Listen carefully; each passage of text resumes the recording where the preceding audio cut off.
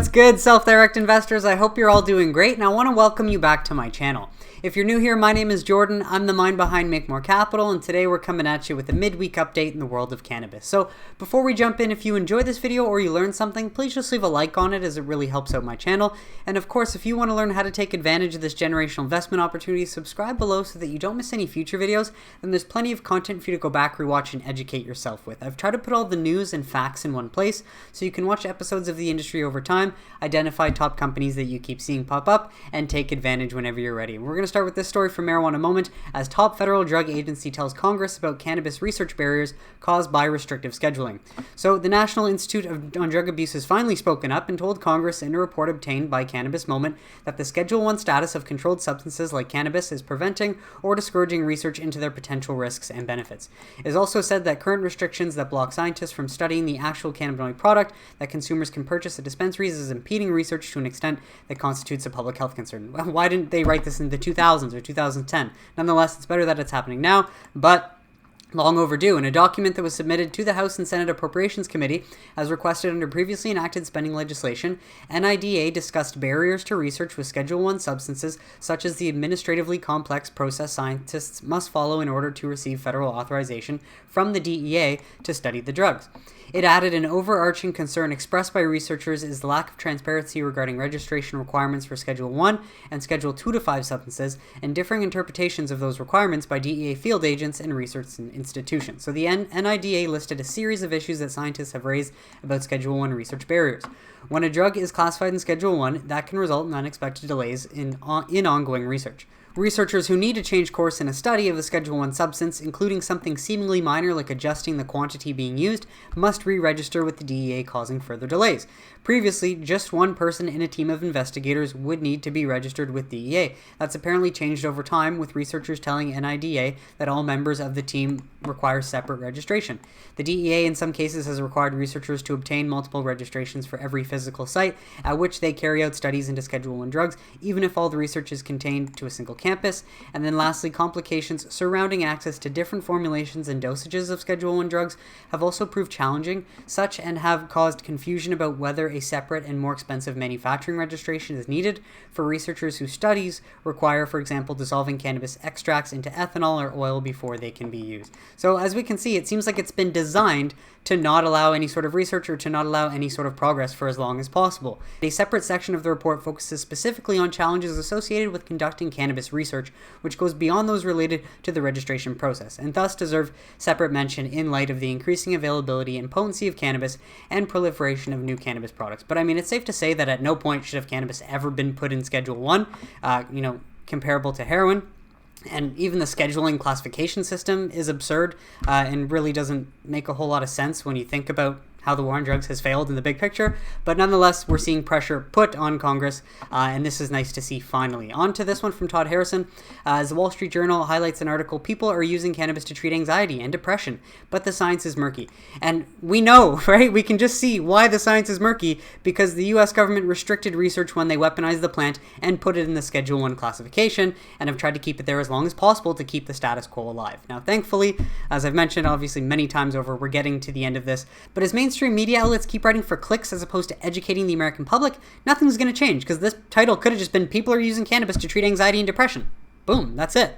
Instead, they have to add, but the science is murky. As if, humans for the last 9,920 years, before cannabis was made illegal 80 years ago, the anomaly in history, as if people back then cared about what scientists had to say. Because at the end of the day, it's about freeing this plant so that we can expand our consciousness as we choose to, as we've always been able to until governments get too big and think they know what's best for the average person and try to gobble up all of our freedoms in the name of control. Rant over. On to some developments from Todd Harrison. So we've got a bunch here, and these are just snippets from investment firms writing on cannabis based on what they've seen in the last week. So I'm not going to read all of them. I'm going to go through a few of them just to highlight what the reality is on the ground despite the price action, and it's all good. So this one, MSO trade at a 7.6x 2022 EBITDA enterprise value to EBITDA versus 9 months ago, 50% off multiples. So, I mean, all we can say is that if you have cash, you must be salivating right now, because you could buy the same companies for 50% off today that you could have 9 months ago.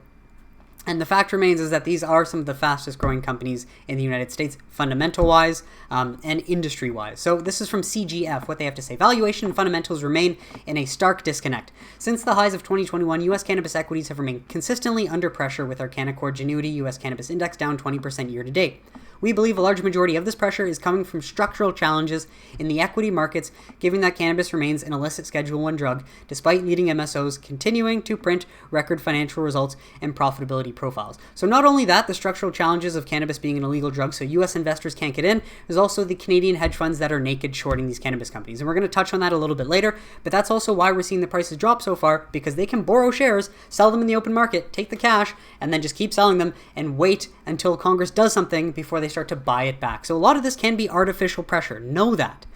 There's a lot of factors at play here. MSOs now trade at an average of 7.6x 2022 enterprise value EBITDA compared to its 2021 highs of 15x in many cases. Given the significant top-line revenue growth profile of the entire industry, we believe the relative valuations of many of the leading U.S. operators have never been more attractive. Well said. And this is from CGF on US Cannabis, so thank you, Todd, for sharing that one. I will read this one from BTIG on safe banking as well. This comes from Camilo. As SAFE's path, the passage is narrow but visible. With the House having formally passed the NDAA with safe banking attached a few weeks ago, we now look at the next steps to see how different scenarios can unfold. As we wrote about them, this move by the House was not a surprise. What happens next will be much more interesting theater, especially since we continue to hear from our contacts in Washington that the Republicans are increasingly on board with passing SAFE. The key unknown is that what does Senate Majority Leader Schumer do with his caucus in safe banking? We expect the Senate Armed Services Committee, CASC, to start debate on the NDAA and potential amendments in November that could go through Thanksgiving. So November is going to be a very interesting month with these talks and then MSO earnings coming out. So if SASC were to be added to safe banking as an amendment, it would then have to get a unanimous upvote on the Senate floor to remain before going to conference committee. Clearly, that would be a huge positive because both chambers would be in favor of it and there would be no further debate needed. That said, it is during this initial vote that vocal Democrats, example Booker, Brown and Wyden, not sure who Brown is. If SASC were to be added to safe banking as an amendment, it would then have to get a unanimous upvote on the Senate floor to remain before going to conference committee. Clearly, that would be a huge positive because both chambers would be in favor of it and there would be no further debate needed. That said, it is during this initial vote that vocal Democrats, Booker and Wyden, could vote no on the measure because it does not include social justice provisions. The easier path of passage in the SASC does not add SAFE to the Senate NDAA, and in conference committee, the Senate recedes to the House version, which already includes safe banking, and then the finalized bill that is presented to both chambers only needs 60 votes to pass in the Senate versus the 100 needed in the prior example. Should neither one of these scenarios happen, Senator Schumer's gamble likely rests on grander visions that incorporate pushing his more progressive CAOA bill forward early next year. Regardless of the outcome, we will be watching closely to see it all unfold, as I will be, so I can relay this information to you. But this is the newest update on how SAFE could potentially pass in November. So again, a lot of speculation ultimately, but we're just going to have to wait and see what happens. On to this next one from BTIG as well. This is another one just worth adding. Does this signal the beginning of the end of the robust cannabis, or the robust growth of cannabis? Of course not. Hardly, we believe, because we have yet to see the population penetration rates in limited license states approach anything remotely representing maturity. We estimate average user demand of legal cannabis only approximates mid-high single digits. 2, New York, New Jersey, Virginia, Florida, Texas, among other states have yet to begin recreational sales. That includes Pennsylvania and Ohio as well. And 3, the full cannabis product suite continues to expand with seemingly new innovations monthly. We are very cognizant of the inefficiencies in the equity markets as it relates to valuations, which clearly is driven by federal policy, as I explained before, and Canadian shorts, unfortunately, with the Canadian prices that trade on the CSE. However, we also saw a significant number of fixed income investors in Vegas flocking to MSO meetings, particularly those with a strong cash flow outlook, because HSD rates are just too enticing to pass up, irrespective of when federal policies change. Simply put, fixed income or bond investors, bond money, is finding value in cannabis. Equity investors will too in due time. In this note, we discuss our key takeaways and also discuss the next viable path for SAFE as the Senate prepares to begin the debate for the NDAA in November, and I believe that he's referring to this snippet that was shared. So we've also got this one from Needham.co from Todd, so wanted to share that. If you want to pause to read, you can do so. Then from that one, we've got AGP, Alliance Global on US Cannabis. You can pause to read if you'd like to do so. And then lastly, we have Piper on Cannabis. This one as well, you can pause to read if you wish. But so a lot of these investment firms, main thing to take away is that they're all starting to look at the cannabis industry. Most of them did spend time and go to the MJ Biz conference in Las Vegas, and seems like they imagine that the industry is going to continue to chug along. And on the topic of the naked shorts in Canada, I did want to share this from Todd Harrison as well. So lastly, on US Cannabis, picked this up over the weekend, trying to sniff out if there's any teeth to it. So just wanted to share this. The Ontario government is advancing regulations to curb naked short selling. Last week, after a thorough process, Ontario's government published its draft Capital Markets Act to institute long-awaited reforms to, among other things, curb the practice of naked short selling, which analysis shows has affected share price performance of US MSOs and other cannabis stocks traded on the CSE. So again, this highlights why the share prices have taken such a beating. It's not as much retail selling as we think. It's likely just the fact that US investors can't get in, and so they're waiting, and then we have this naked short selling going on, which 100% should be illegal, and if Ontario is going through the process of making it illegal, wish they would have done that a long time ago. We can't change the past. All we can do is plan accordingly going forward, right? So while legislative action to pass the act could take place in 2022, which is, again, in the future, not now, we join many market participants in the expectation that the milestone of publishing the act may have near-term benefits in terms of deterring naked short sellers from acting as boldly as they have up to this point, murdering the MSOs as they have over this past year. It's very sad, but again, at the end of the day, it just depends on where you are in your time horizon, if you have cash or not, and what opportunity you're looking for. Because as the prices fall, if you understand fundamentals, that means the risk is actually going down and the companies become cheaper, and all of these companies are growing at extremely impressive rates. So again, if you have cash, it's an opportunity like none other in all of the other overvalued markets out there. On to MSOs. As Boris Jordan announces from Curaleaf, we've got whole flower New York and lots of it. Flower will be available tonight after 5 p.m. Eastern Standard Time at our Newborough location, and tomorrow at Forest Hills, Plattsburgh, and Carl Place. So Curaleaf is not wasting any time to get flower available, as is Columbia Care. They celebrate being the first operator to offer whole flower in New York. As Columbia Care yesterday announced, today is the first licensed organization to offer whole flower to New York's medical cannabis community. Whole flower will be available to purchase tomorrow, October 26th, at its Rochester dispensary, and available on Wednesday, October 27th, in its other dispensaries across the state. While Trulieve continues to expand access to medical cannabis in Miami with three new locations. So imagine these were likely previously harvest of cannabis, and so these grand openings will be Wednesday to Thursday to Friday this week. So again, just goes to show Trulieve, they're not slowing down, much like Columbia Care, much like Curaleaf. While Cresco, at the same time, their Summer of Social Justice initiative raised over $250,000, supported the expungement process of over 1,000 people with cannabis-related criminal records. So if you are investing in these cannabis companies, these US MSOs, you can feel good about investing in companies that are actually changing the status quo for the better. So to highlight what this initiative includes, they raised more than $250,000. Cresco Labs third-party vendors donated over $150,000, which was contributed to various community organizations around the nation for their ongoing social justice work. A portion of proceeds from the wholesale of Cresco branded products, Sunnyside in-store fundraising, and anonymous matching contributions totaled over $100,000, which went to Cannabis Justice Initiative, a component of the Return to Freedom project from the National Association of Criminal Defense Lawyers, to provide free legal resources to individuals impacted by the war on drugs.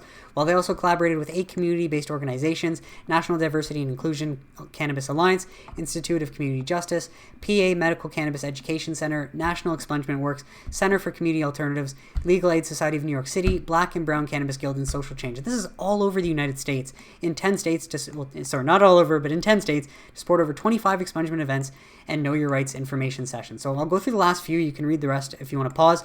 Served over 1,000 people to expungement events and Know Your Rights workshops with rap sheet obtainment, expungement eligibility review, record expungement legal support, and legal rights education, while Cresco's employees committed hundreds of hours of support to provide education, legal, marketing, and fundraising services to social justice-focused community organizations. So I don't know about you, but if you could say, oh, would you rather have your money invested in Facebook or Cresco Labs?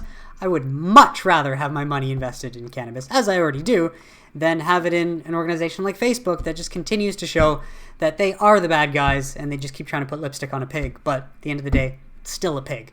While Cresco does not stop at that, they continue to open. This is their 40th location in nationwide. Announced today the opening of a new Sunnyside dispensary in Oakland Park, Florida. Oakland Park is Cresco's second location in Broward County, 5th in South Florida, and 11th in Florida, 40th nationwide. So these MSOs continue to expand despite the price action they're seeing. While Tilray announces that they expand medical cannabis footprint in Europe, they earn status as a trusted supplier of GMP certified medical cannabis to Luxembourg Ministry of Health. So as we learned recently, Luxembourg is planning to legalize cannabis. They will be the supplier of good manufacturing practice certified medical cannabis products for the country's medical cannabis program. Now keep in mind that's likely a very small population, so is that going to be a lot of money? Probably not. Following the selection, Tilray will supply a variety of its pharmaceutical grade medical cannabis products, including extracts and dried flower with different degrees of THC and CBD for patients with varying medical conditions. These prescription-based medical cannabis products will be administered to qualifying patients in Luxembourg under the supervision of physicians, as Tilray branded medical products are now available in 20 countries across the world. But are the 20 countries that they're in, do they have a greater population than what the US has? Likely not. On to this one, as cannabis legalization is more popular in Maryland than President Biden poll finds.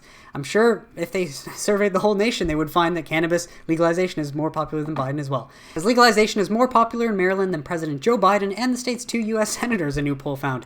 As lawmakers work to enact cannabis reform in the coming year, the surveyor from Goucher College shows a strong majority of the public, 60%, is in favor of the policy. But while legalization earned more support than Biden, 53% are either Democratic senator, Chris Van Hollen, or Ben Cardin, the majority support is 7 percentages lower than when Marylanders were last asked about it in March. Interesting that that's changed. There's a notable partisan gap in attitudes toward cannabis reform, with 65% of Democrats saying they back legalization compared to 48% of Republicans. 63% of independents are also on board. Governor Larry Hogan, Republican, proved more popular, 68%, than legalization in his latest poll. Regardless, the policy still enjoys significant majority support from the public, and that could further embolden legislators to take up this issue. And while a lot of those that vote against legalization have probably never seen the new data and don't realize that youth use actually declines, impaired driving goes down, and opioid overdoses goes down significantly. So a lot of good thing actually does come when you legalize, but if you don't look for the data, you're not going to know that. You're going to stick to your old beliefs, sadly. On to this one, a study from scipost.org. Cannabis products may help treat symptoms of depression, improve sleep, and increase quality of life, study suggests. So longitudinal study published in Frontiers of Psychiatry. So the link is here if you wanted to grab this link and check it out. Investigated the effects of medicinal cannabis among clinically depressed or anxious patients. Those who were using medicinal cannabis at a baseline had lower depression scores than non-users, and non-users who began taking cannabis during the follow-up period experienced a reduction in both anxiety and depression symptoms. Sounds like it might work. At baseline, cannabis users reported lower levels of depression compared to non-users, especially if they were using CBD-dominant products. Cannabis users also reported a higher quality of life, better sleep in the past month, less pain in the past month, and were more likely to demonstrate depression symptoms that were below clinical concern. Levels of anxiety did not differ between cannabis users and non-users at baseline. Interestingly, people who were not using medical cannabis at baseline but began using during the follow-up period demonstrated reductions in both anxiety and depression. This is likely, again, why we should research more, deschedule the damn plant. They also showed improvements in the psychological domain scores on a shortened version of the World Health Organization Quality of Life Assessment. People who were using cannabis at baseline and continued to use also showed reductions in anxiety and depression, but to a lesser extent than new users. Interesting, it's worth investigating more, but, of course, the study authors acknowledge their findings are limited since they relied on participant self-reports and they could not rule out expectancy effects. They say that future studies using a placebo-controlled design will be needed to further explore the potential anxiety alleviating and antidepressant effects of CBD and to shed light on optimal dosages. But I do want to give a big shout out to the National Institute of Drug Abuse. We would like to thank the Realm of Caring Foundation and the National Institute of Drug Abuse for providing support for this research. I don't know exactly how they supported it, whether they funded it or not, but at least, the NIDA is actually starting to put their money where their mouth is. That's a positive takeaway. But ultimately, we're not going to get the sort of results and science that we want until this plant gets descheduled. Hopefully that is sooner than later. On to this last one about government abuse of power. The UK government ignored its own experts' advice to decriminalize drugs, which is really, really sad. The UK government ignored potentially life-saving advice from its own drug advisors, Vice can reveal. In December 2016, confidential proposals by the Advisory Council of the Misuse of Drugs explicitly recommended the decriminalization of drug use for the first time by repealing possession and usage laws. It is understood that those recommendations were dismissed by the Home Office, despite expert consensus that drug decriminalization could reduce reduce drug-related harms. This is a bold claim by Vice, but very interesting. Conservative government has faced criticism over its regressive drug policies and severe funding cuts to addiction treatment over the past decade, both of which have contributed to drug-related death reaching record levels in the UK. Many experts maintain that the government is more worried about appearing tough than saving the lives of people who use drugs, and there has been mounting concern about the situation within the ACMD. While the council previously recommended schemes to divert people who use drugs away from the criminal justice system as punishment, but the 2016 report proposed the repeal of the subsection of the Misuse of Drugs Act that makes it a criminal offense to possess drugs without intent to supply. So this is just individual drug users. While the Home Office is nervous about it being published because it goes so contrary to their line on decriminalization that they're not going to do it, and that there's no reason to, said a researcher who has seen the report who spoke to Vice on condition of anonymity due to reputational fears. So this big claim if true, so thank you Vice for reporting on this, as few publications probably have the courage to post something that highlights the misdeeds of a government body. But at the same time, this is in line with what we see over time as governments get bigger and gain more power and control. They don't want to change anything that might give that back to the people, which sucks. But at the end of the day, they could create a new subgroup of productive citizens that could add to the entire UK economy in time. So lastly, a few tweets before we go to help lighten the mood due to the unfortunate price action we've seen and to highlight where we really sit in the big picture. A few thoughts from Todd Harrison that were worth sharing. Number one, it likely gets worse before it gets better. If you thought it couldn't go any lower, it's likely going to get lower. But at the same time, if you have cash, this is the best opportunity you've had to invest in these companies that have only grown and become more profitable since they were last trading at these valuations before November 2020, which is just crazy. And if you can get through that, number two, it's going to be better than any of us thought. We don't know what we don't know, but I do know that we are living through history currently being written, and what happened in Canada in 2018 as Canada introduces long-awaited legislation to fully legalize cannabis is likely going to happen in the foreseeable future as Senate leader unveiled his long-awaited cannabis descheduling plan. And as we go through November with what happens with SAFE and what doesn't happen, whether SAFE passes in November, whether it passes in April, whether it's used before the 2022 midterm elections, what's important to remember is that this is a state-led story and the US version doesn't need federal legalization. But I should add, this is a fun graph. This is not actual visual representation. You can go Google Canada's 2018 cannabis bubble and check that out. And then you can check out, or you could also check out Canada, the Canadian Cannabis Index and the US Cannabis Index and compare. But this is exactly what the big picture shows. If you can zoom out from the day-to-day price action and realize that, you're in a much bigger story that's being written, and, we're just entering the second inning. So that is it for today's episode, folks. I want to thank you so much for tuning in, and I really hope you got some value out of it. What did you think of the stories mentioned? Let me know in the comments if you have any questions or suggestions, and I'd be happy to answer them. At the same time, though, if you enjoyed this video, please leave a like on it. Subscribe below if you don't want to miss any future videos, and I will catch you on Sunday for This Week in Cannabis News. Have a great day, everybody.